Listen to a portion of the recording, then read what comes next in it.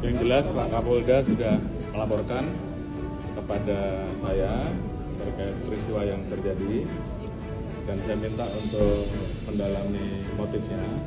Namun yang jelas saya sudah perintahkan agar kasus itu diproses tuntas terhadap pelakunya, oknum pelaku dari institusi agar ditindak tegas apakah itu proses etik maupun pidana.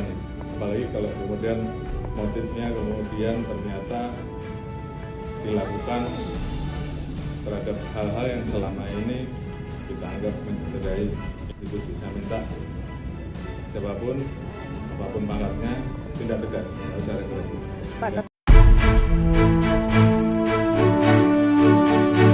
Seorang polisi ditembak sesama anggota polisi di Solok Selatan, Sumatera Barat.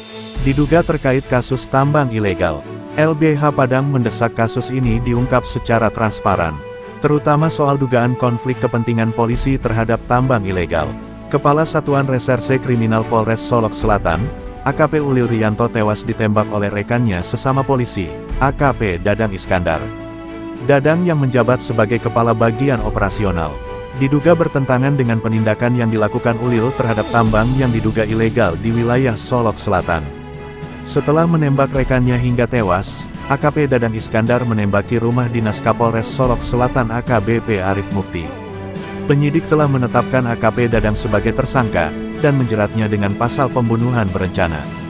Dia menghadapi ancaman hukuman pidana mati atau pidana penjara seumur hidup atau selama paling lama 20 tahun.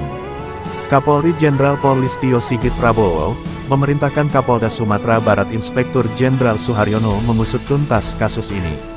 Sementara Ketua Lembaga Bantuan Hukum Padang Indira Suryani, mendesak agar kasus ini diungkap secara transparan, terutama soal dugaan konflik kepentingan anggota polisi terhadap tambang ilegal. Kapolda Sumatera Barat Inspektur Jenderal Suharyono, mengatakan insiden ini terjadi saat dilakukan kegiatan penindakan tambang ilegal. Tanpa diduga sebelumnya, salah satu perwira dalam posisi kontra terhadap penegakan hukum, ujar Suharyono dalam konferensi pers di Padang. Motif penembakan ini masih didalami lebih lanjut, namun yang jelas, AKP Ulil belakangan sedang menangani penertiban tambang-tambang jenis galian C, yang diduga ilegal di wilayah hukum Polres Solok Selatan. Menurutnya, AKP Dadang berada dalam posisi menentang, dengan penegakan hukum yang dilakukan Ulil dan timnya. Suharyono mengaku sudah 2 kali bertemu dengan AKP Ulil di rumah. Menurutnya Ulil juga telah mendapat apresiasi atas prestasinya. Ulil menindak tambang galian C yang diduga ilegal. Ulil baru bertugas di Polres Solok Selatan selama kurang lebih 1 tahun, sedangkan Dadang sudah menjadi pejabat sementara di sana selama 3 tahun.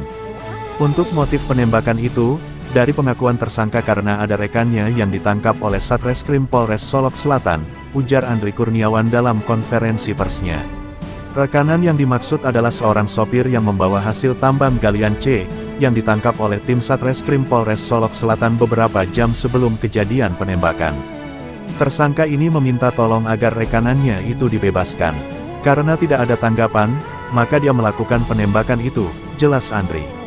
Andri menjelaskan bahwa setelah AKP Dadang menembak korban, dia langsung pergi ke rumah dinas Kapolres yang berjarak sekitar 20-25 meter dari tempat parkir, dan melepaskan beberapa tembakan di dalam rumah dinas tersebut. Saat kejadian, Kapolres berada di dalam rumah dinas itu. Tetapi dalam pengakuannya ia tidak sempat bertemu dengan pelaku, jelas Andri.